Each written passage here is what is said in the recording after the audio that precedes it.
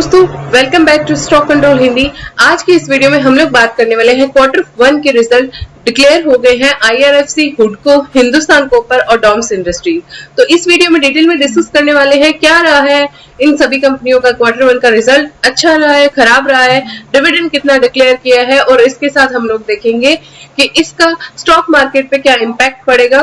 तो आइए जानते हैं इस वीडियो में। लेकिन वीडियो को स्टार्ट करने से पहले एक छोटी सी रिक्वेस्ट है कि अगर अभी तक आपने हमारे चैनल स्टॉक कंट्रोल हिंदी को सब्सक्राइब नहीं किया है, उसे सब्सक्राइब कर लीजिए, बेल आइकन को क्लिक कर दीजिए ताकि लेटेस्ट वीडियो अपडेट आप सभी को मिलते रहे। तो चलिए स्टार्ट करते हैं हमारे आज की इस वीडियो को। दोस्तों ये क्लियर डिस्क्लेमर है कि ये वीडियो सिर्फ और सिर्फ एजुकेशन पर्पस के लिए है। और दोस्तों क्या आप स्टॉक कंट्रोल हिंदी पे फर्स्ट टाइम विजिटर हैं और आपने हमारे चैनल स्टॉक कंट्रोल हिंदी को सब्सक्राइब नहीं किया है तो पहले जाके इसे सब्सक्राइब कर लीजिए, बेल आइकन को प्रेस कर दीजिए ताकि लेटेस्ट वीडियो अपडेट्स जो है आप सभी तक पहुंचते रहें। हमारे इस चैनल में हम आपको नॉलेज प्रोवाइड करते हैं स्टॉक मार्केट से जुड़े, कमोडिटी मार्केट से जुड़े न्यूज़ अपडेट की, चाहे वो वीडियो के माध्यम से हो, चाहे वो शॉर्ट्स के माध्यम से हो। तो ऐसे ही लेटेस्ट वीडियो पाने के लिए आप हमारे चैनल स्टॉक कंट्रोल को जरूर से सब्सक्राइब कर लीजिए। तो चलिए सबसे पहले बात करते हैं IRFC के Q1 रिजल्ट की। तो IRFC का रेवेन्यू फ्रॉम ऑपरेशन अगर मैं देखूं तो यहाँ पे करंट क्वार्टर यानी कि 30 जून 2024 के क्वार्टर का यहाँ पे टोटल रेवेन्यू जो दिखाई दे रहा है वो है 67,656 और यही अगर मैं प्रीवियस क्वार्टर यानी कि इसी साल का मार्च ईयर एंड का देखूं तो 64,731 रुपए। तो अगर देखें तो 3,000 करोड़ से यहाँ पे रेवेन्यू बढ़ा है। लेकिन अगर मैं सेम इसी क्वार्टर का प्रीवियस ईयर का देखूं तो यहाँ पे 66,738 रुपए, तो 1,000 करोड़ का यहाँ पे रेवेन्यू जो है ग्रो किया है। और इसी पैटर्न में अगर हम देखें एक्सपेंसेस तो एक्सपेंसेस है 51,000 करोड़ के और नेट रेवेन्यू जिससे आता है यहाँ पे 15,768 करोड़ और टैक्स के एक्सपेंसेस यहाँ पे किसी भी तरह का नहीं है और यही बन जाता है आपका प्रॉफिट आफ्टर टैक्स, तो 15,768 रुपए। और यही अगर मैं 30 जून को प्रीवियस ईयर की क्वार्टर की बात करूं तो वो भी बनता है आपका 15,512 रुपए।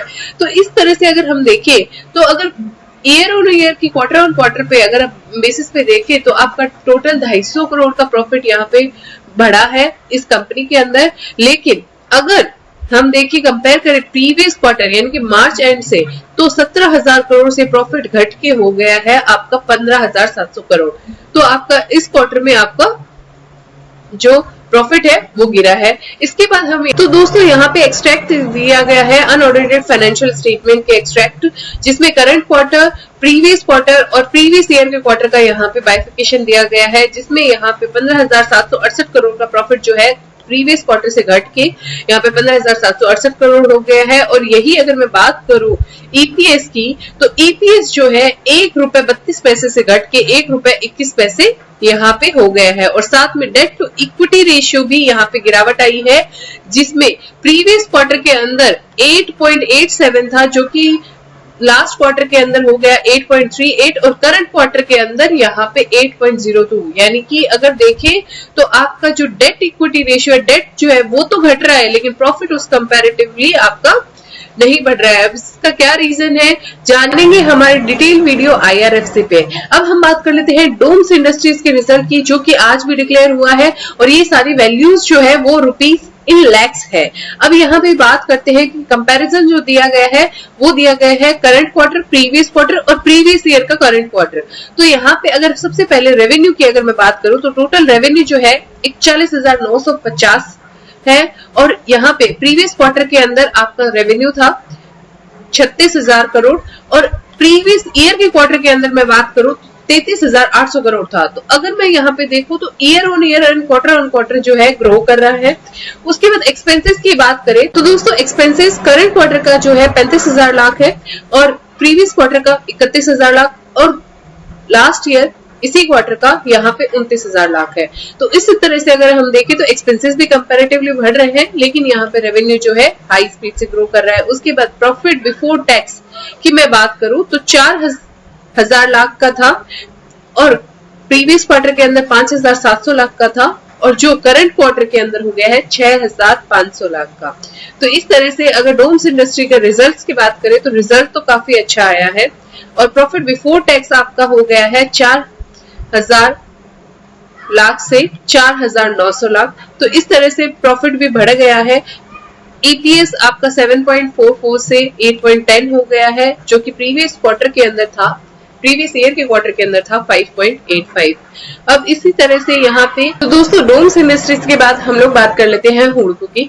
हुडको यानी कि housing and urban development corporation of India, government की ये एंटिटी है और इसका जो करंट ईयर के क्वार्टर का रिजल्ट आया है वो 2200 करोड़ का प्रॉफिट है और प्रीवियस क्वार्टर के अंदर 2000 करोड़ का था और लास्ट ईयर के क्वार्टर के अंदर 1800 करोड़ का था। तो रिजल्ट तो काफी इनकम देखने से अच्छा ही दिख रहा है। अब यहाँ पे एक्सपेंस की अगर मैं बात करूं तो 1512 करोड़ का एक्सपेंसेस था, प्रीवियस क्वार्टर के अंदर जो था 1250 करोड़ और लास्ट ईयर के क्वार्टर के अंदर भी 1250 करोड़ का प्रॉफिट था। तो करंट ईयर के टैक्स के बाद जो नेट प्रॉफिट बचता है वो बचता है 560 करोड़, 700 करोड़ और आपका 445 करोड़। लेकिन अगर प्रॉफिट की माने तो प्रॉफिट आपका तकरीबन 150 करोड़ से यहाँ पे हुडको का प्रॉफिट घट गया है। तो इस बेसिस पे यहाँ पे मार्केट में कल इसका क्या सेंटिमेंट रहेगा ये देखने लायक रहेगा कि लोग रेवेन्यू को देख के यहाँ पे प्रॉफिट को इग्नोर करेंगे और यहाँ पे इसको खरीदारी करेंगे, ये देखने की बात होगी। आइए अब हम बात कर लेते हैं हिंद कॉपर के बारे में। तो हिंद कॉपर की अगर मैं दोस्तों बात करूं तो total revenue from operation in crore ही है।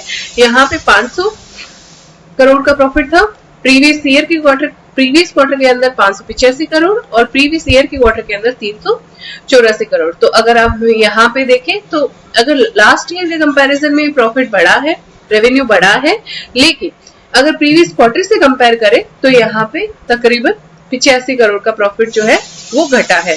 और यही मैं एक्सपेंसेस की बात करूं तो एक्सपेंसेस भी यहाँ पे 322 करोड़ से 346 करोड़ है और एक्सपेंसेस भी यहाँ पे घटे हैं, प्रीवियस क्वार्टर के कंपैरिजन में 400 करोड़ से 346 करोड़ हुए हैं। उसके बाद यहाँ पे जो प्रॉफिट बिफोर टैक्स यहाँ पे बनता है वो बनता है 154 करोड़ और 183 करोड़ और 62 करोड़। और यही अगर मैं टैक्स के बाद का बात करूं तो 124 करोड़ से 113 करोड़ का प्रॉफिट यहाँ पे घटा है, जबकि यहाँ पे 47 करोड़ से सीधा 113 करोड़ हो गया है प्रीवियस ईयर के क्वार्टर के कंपैरिजन में अगर हम देखें तो। और इसके बाद अगर हम EPS की अर्निंग पर शेयर की बात करूं तो 1 रुपए 17 पैसे जो कि प्रीवियस क्वार्टर के अंदर 1 रुपए 29 पैसे था और प्रीवियस ईयर के क्वार्टर के अंदर 50 पैसे के आसपास था।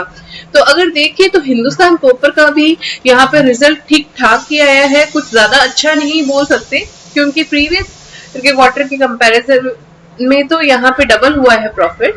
लेकिन अगर मैं यहाँ पे बात करूं प्रीवियस क्वार्टर के कंपैरिजन में यहाँ पे प्रॉफिट घटा है।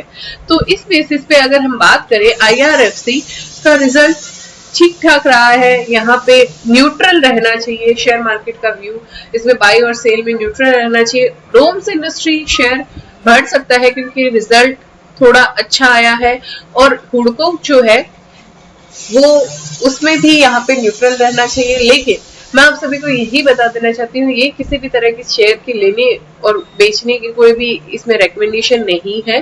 जस्ट हम जो रिजल्ट्स के बेसिस पे एनालाइज कर सकते हैं कि रिजल्ट अच्छा आया है तो उसके हिसाब से मार्केट में ये चीज होनी चाहिए। बाकी आप सभी को तो पता है हिडेनबर्ग का जो यहाँ पे रिपोर्ट चल रहा है उस हिसाब से और जो अभी मार्केट में बातें चल रही है उस हिसाब से मार्केट का कोई भरोसा नहीं है, ऊपर नीचे कैसे भी जा सकता है।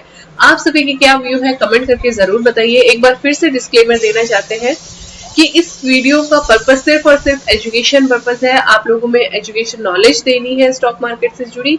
हम किसी भी तरह से आपको किसी भी स्टॉक में इन्वेस्ट करने की, ट्रेडिंग करने की आपको सलाह नहीं देते हैं। आप यहाँ पे कोई भी स्टॉक में इन्वेस्ट करने और लेने से पहले आप अपने फाइनेंशियल एक्सपर्ट को पूछ के ही उसमें इन्वेस्ट कीजिए, ट्रेड कीजिए। आज की वीडियो में बस इतना ही, मिलते हैं ऐसे लेटेस्ट वीडियो अपडेट के साथ, तब तक के लिए कीप वॉचिंग। जय हिंद, जय भारत।